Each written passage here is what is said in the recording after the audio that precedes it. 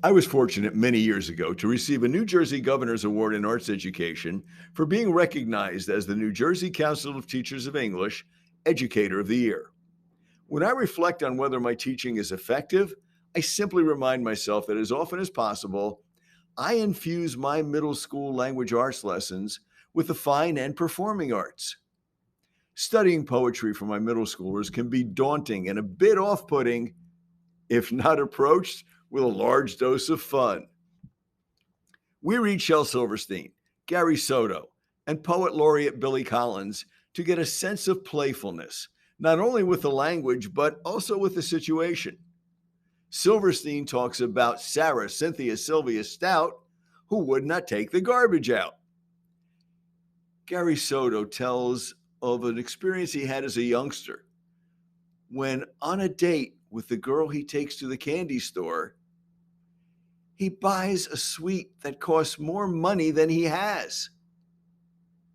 And Billy Collins writes for some readers of poetry that all they want to do is tie the poem to a chair with rope and torture a confession out of it. One of my students named Michael was actually so inspired during a poetry lesson that he wrote about the American flag. He was recognized by the U.S. Office of Veterans Affairs that posted the poem on their website homepage on July 4th, 2016. He was also recognized by Congressman Leonard Lance, who presented him with a flag that had been flown at the Capitol building in Washington, D.C. The arts have also made word study more relevant for my students. After they write the word, indicate the part of speech, define it, and use it in an original sentence, they then proceed to breathe life into the word by making it memorable. They feature it through a medium of their choice. Most of my students prefer either to draw the word or to feature it in a poem. Nonetheless, one of my students, Angelina, who was studying dance with a former Rockefeller Center rockette at the time, would choreograph the words through an original dance she would create for each one.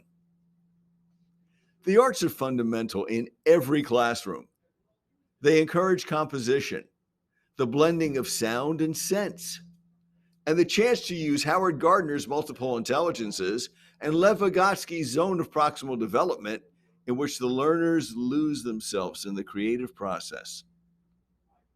So let's heed the words of Picasso, who noted that, quote, art washes away from the soul the dust of everyday life, unquote.